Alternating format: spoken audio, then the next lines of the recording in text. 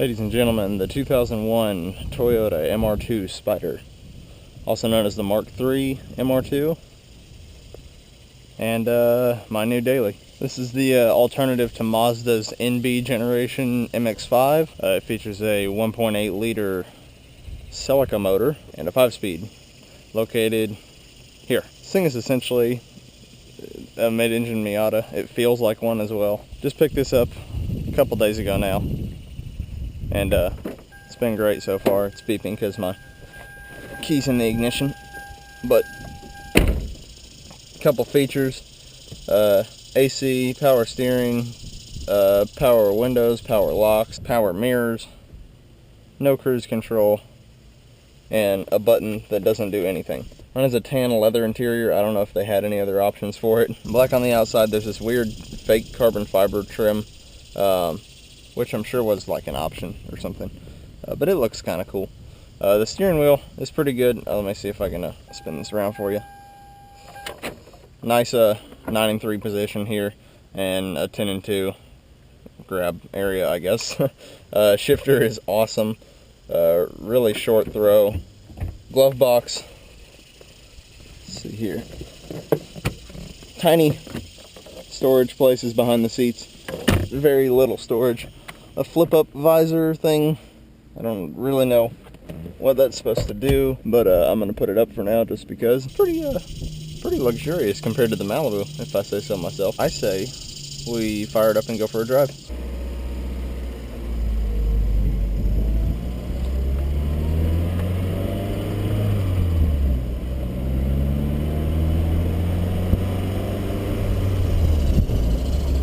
I don't know how bad the wind noise is going to be, because it's just too pretty of a day to have the top up. Clutch in this car grabs at about the middle, and it's a very light clutch, very easy to learn. Honestly, this is probably easier to drive than the Miata I drove. The NA I drove was easy to drive, but this is definitely easier. I think the funny thing about this is this thing is so nimble that at times you don't turn sharp enough to make the blinker turn off.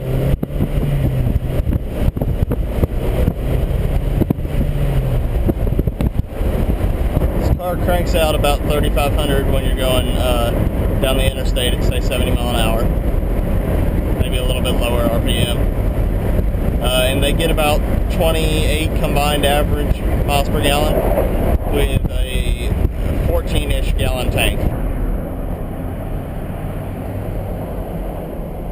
Oh, Viper. It was like a first-gen Viper. Cool. The car is very comfortable. I'm 5'11" and I fit just fine with the seat all the way back.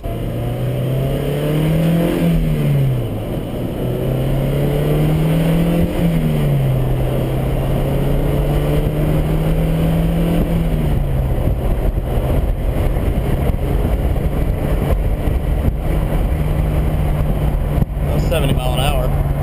So this car's pretty, I was not hot rodding it at all. It's pretty zippy. It's by no means fast, but it gets the job done. I'm so glad the weather's getting nicer around here, because having a soft top, I can totally take advantage of it. AC does work awesome though, just in case. It's actually a really good air conditioner. Like, I can use it with the top up, or I mean with the top down, and my windows up, and it'll still actually cool me down.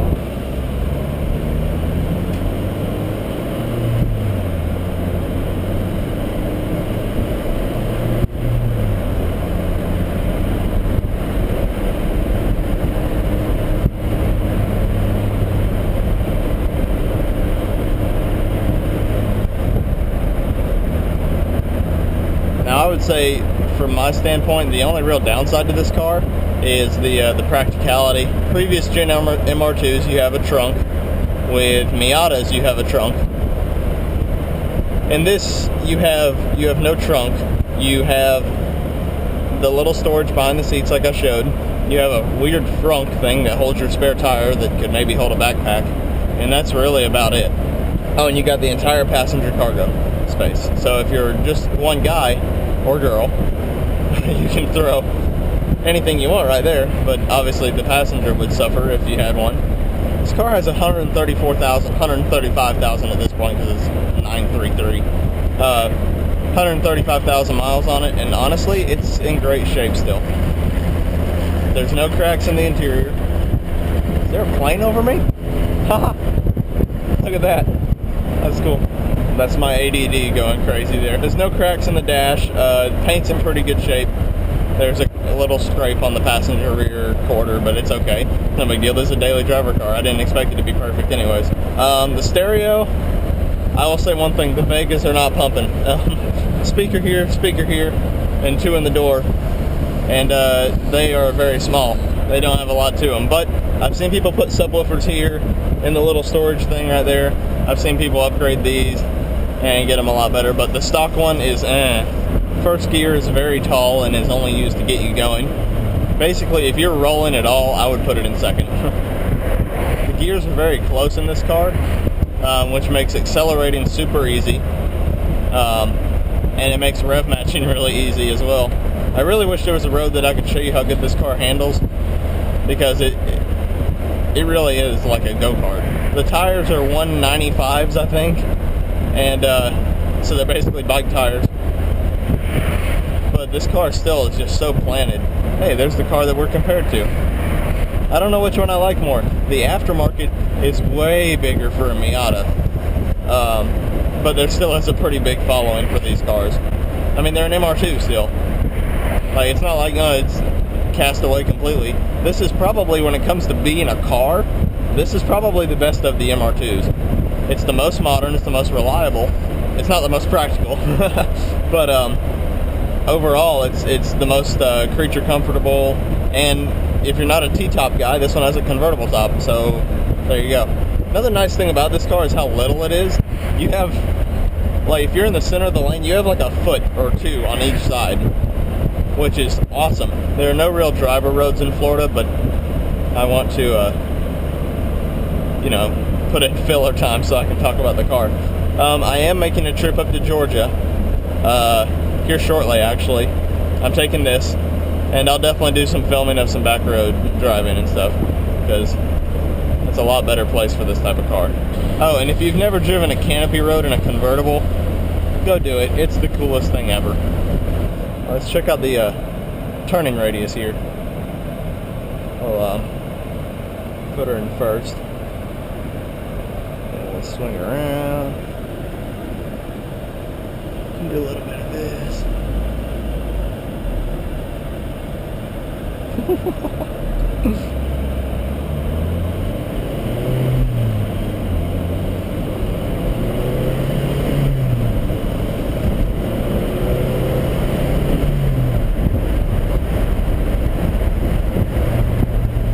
Now you may be asking why I didn't show you the exhaust revving clip at the beginning, where I was showing off the car, and that's because there's not really much to hear. This car is very quiet. It's got a very modest exhaust on a 1.8, so you're not going to ruin anybody's day. It's very inconspicuous. You tell it to go left, it goes left. You tell it to go right, well, there's a pothole. It's a great driving experience, I'm not going to lie. Honestly, I'm trying to think of downsides to this car, and besides the practicality issue that I discussed, I don't really know of many. I can't think of many downsides to this car. It's a great car. It runs good.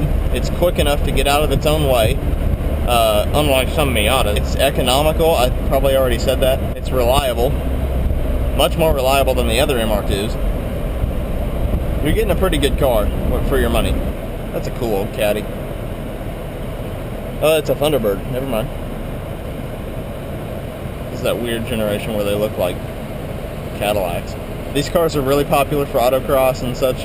Another thing is, you'll normally find these, if you're looking for sale, you'll normally find nice versions of these compared to nice versions of Miatas. Miatas were so, like, oversold, I guess you could say, and a lot of them are in bad shape. These are easier to find in much nicer condition for about the same price. Besides, this is mid-engine. This is cool. FR setups are awesome and stuff like that, but you don't see mid-engine cars very often. And driving one is a weird experience. It's a very cool experience, too, because you don't hear anything up in front of you, unlike FR cars or the Malibu especially, you hear a lot in front of you. But this, you don't hear anything in front of you. Everything you hear is behind you. And it's very cool. I love it. It's been an awesome experience so far. Florida traffic. I'll probably name this video, Is Miata Really Always the Answer, or something really cheeky like that. Well guys, I don't want this to be some, 45-minute review, so I'm going to cut it here. I hope you guys enjoyed. This will definitely be a lot more popular on the channel since I'm going to be daily driving it. And hope you guys enjoyed. I'll catch you guys in the next one. Peace out.